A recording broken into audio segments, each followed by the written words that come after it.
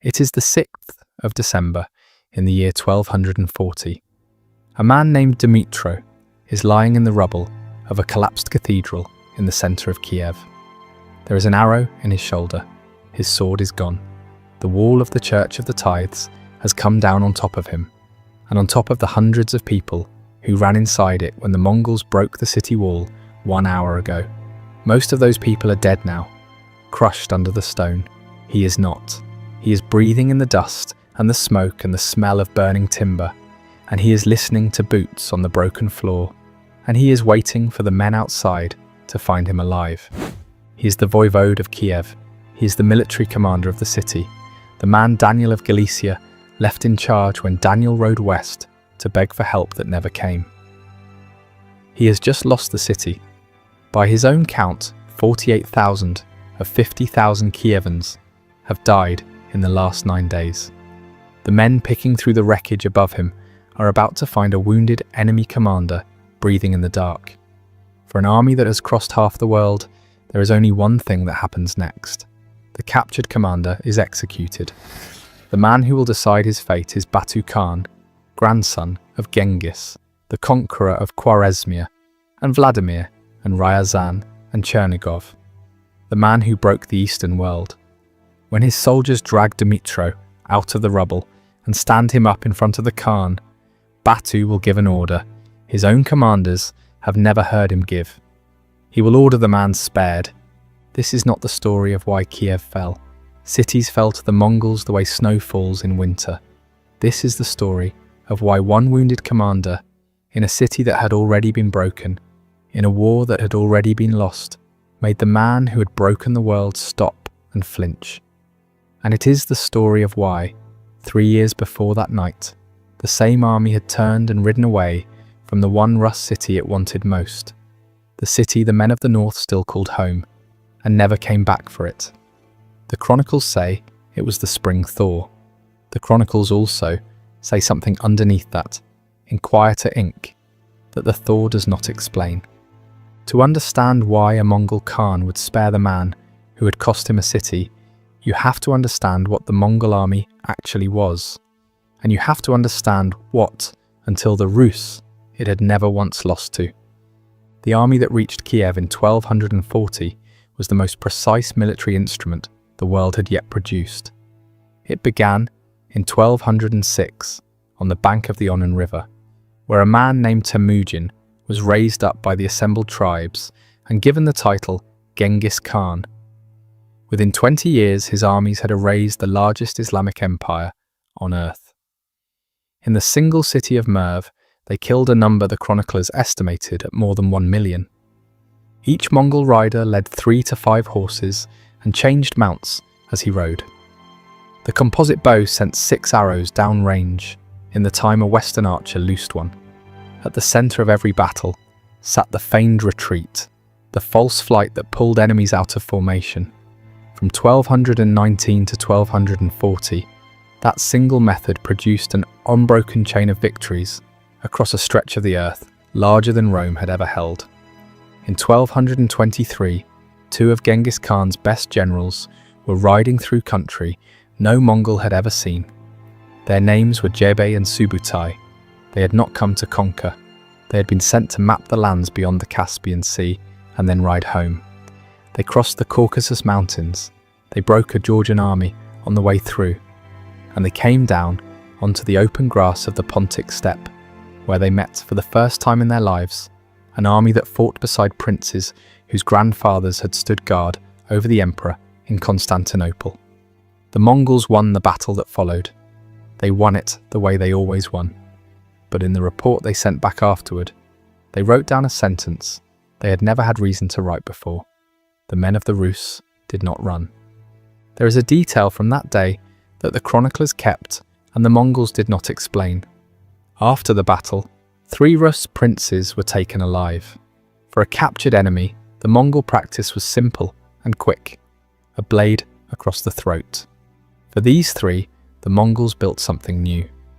They laid heavy wooden boards across the living men, and then the Mongol commanders climbed up and sat on the boards and held their victory feast on top of them, and the weight came down slowly through the meal, and the princes died underneath the table while the men who beat them ate. Why those three earned a death the Mongols had to invent, the record does not say. It only says they earned it.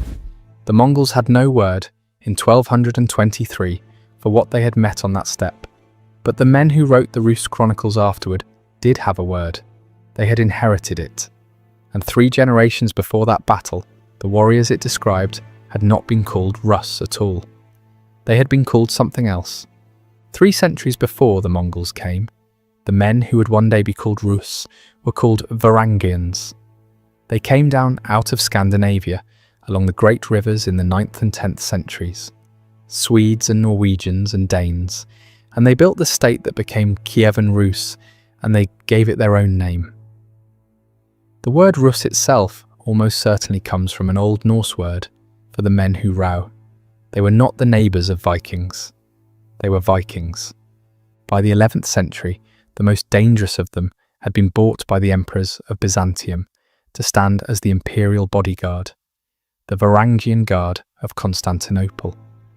6,000 men of the north, paid in gold and wine, who guarded the body of the emperor himself, and who had been handed to the Emperor Basil II in the year 989 by Vladimir of Kiev as a gift.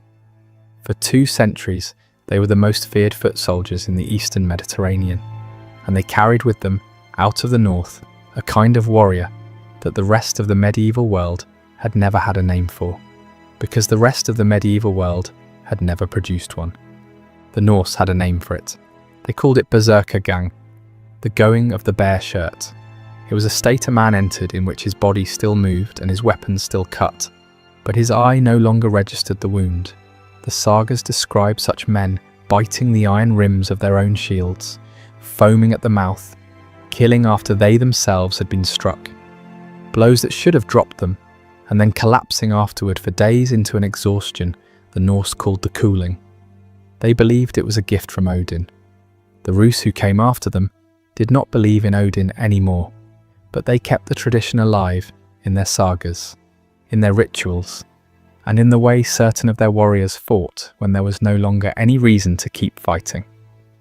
So when the Mongols rode away from the Kalka River in 1223, the report they carried said they had won, and they had, but the winning had cost them something, and a man who survived that day lived long enough to write down what the cost had been.